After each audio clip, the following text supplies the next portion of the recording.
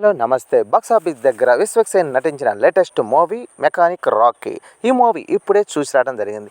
ఈ మూవీ ఎలా ఉందో ఒక్క ముక్కలో తెలుసుకుందాం. విశ్వక్ సేన్ కథానాయకుడిగా, మీనాక్షి చౌదరి, శ్రద్ధా శ్రీనాథ్ కథానాయకులుగా, ముల్లమూడి రవితేజ తెరకెక్కించిన ఈ మూవీ ఎలా ఉందో తెలుసుకునే ముందు ఈ వీడియోకి లైక్ చేయండి. అలాగే ఈ ఛానల్ని సబ్స్క్రైబ్ చేసుకోండి.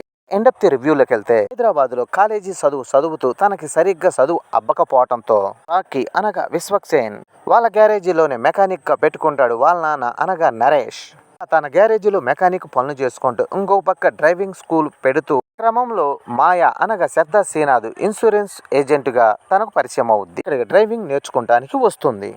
ట్రైనింగ్ నేర్పించే క్రమంలో తన గతాన్ని చెప్పడం మొదలు పెడతాడు విశ్వక్ సేన్. అందులో తన ప్రియ అనగా మీనాక్షి చౌదరి లవ్ ట్రాక్ ఏమైంది, అలాగే వాళ్ళ అన్నయ్య విశ్వదేవ్ రాచకొండ అతనితో స్నేహం, వాళ్ళ కుటుంబానికి జరిగిన విషాదం, అలాగే హైదరాబాదులో పేరు మోసిన ల్యాండ్ బ్రోకర్ రంగిరెడ్డి అనగా సునీల్తో వైరం ఎందుకు, వాటికి మించి పీకల్లోతు కష్టాల్లో ఉన్న విశ్వక్ సేన్ వాటిని ఎలా అధిగమించాడు, ఈ విషయాలన్నీ తెలుసుకోవాలంటే మూవీ చూడాల్సిందే. ఇక ఎలా ఉందంటే, విశ్వక్ సేన్ కి మాస్లో మంచి ఫాలోయింగే ఉంది. అలాగే తన స్క్రిప్ట్ సెలక్షన్ కూడా బాగుంటది అని ఒక మార్కు కూడా ఉంది. కానీ తన లైనప్ రొటీన్ గా మారిందని చాలా మంది ఈ సినిమా ట్రైలర్ చూసి అనుకొని ఉండొచ్చు. అయినప్పటికీ ఏదో చూసి రిలీజ్ కు తీసుకొచ్చాడు. మాస్కా దాస్ కాగా ఆ ట్రైలర్ లో చూపించినట్లుగానే రొటీన్ గా చిరాకు తెప్పించేలా లో యావరేజ్ గా ఫస్ట్ హాఫ్ సాగుతుంది. కొన్ని సీన్లు అయితే అంత నవ్వు కూడా తెప్పించవు. ఇక పాటలు అయితే అనవసరంగా సినిమాను సాగదీసినట్లుగా అనిపిస్తుంది.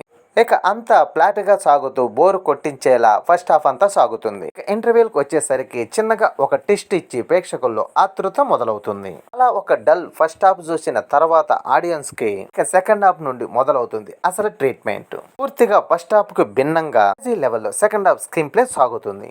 Vishwak Sen screen play selection తప్పు కాదు. థియేటర్ లో ఆడియన్స్ తన మైండ్ సెట్ మార్చుకొని అత్యంత నెక్స్ట్ ఏం జరుగుతుందనే ఆసక్తిగా ఎదురు చూస్తారు. క్రమంలో వచ్చే కొన్ని మైండ్ బ్లాక్ టెస్టులు లెవెల్లో ఉంటాయి. కొన్ని రోల్స్ అయితే ఆ రేంజ్ లో అసలు ఊహించలేము. దీంతో మాత్రం ఒక పక్క పైసా వసూలు సినిమా చూసిన అనుభూతి కలుగుతుంది.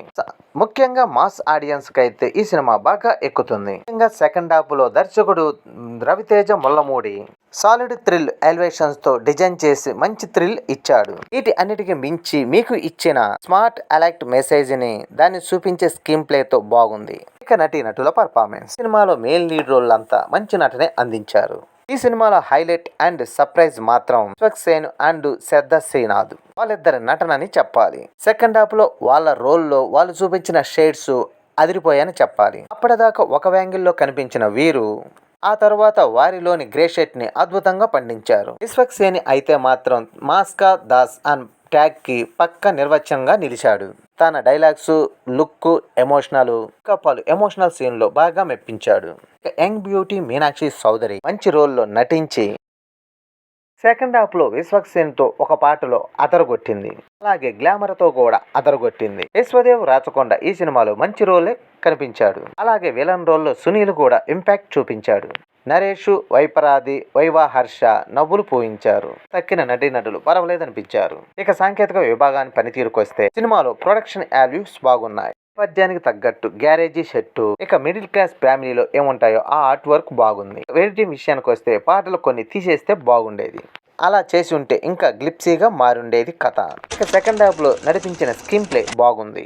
సినిమాటోగ్రఫీ కొన్ని షాట్లు కొత్తగా ట్రై చేశారు. ఇక బ్యాక్గ్రౌండ్ మ్యూజిక్ అయితే పర్వాలేదనిపించింది. ఇక నిర్మాణ విలువలు సినిమా స్థాయికి మించి పెట్టినట్టు కనపడుతుంది. మొత్తానికి మెకానిక్ రాకీ ఫస్ట్ హాఫ్ లో సాగదీసిన సెకండ్ హాఫ్ లో అదరగొట్టాడు. వీలుంటే వన్ టైం చూసేయండి. ఇది నా అభిప్రాయం మాత్రమే.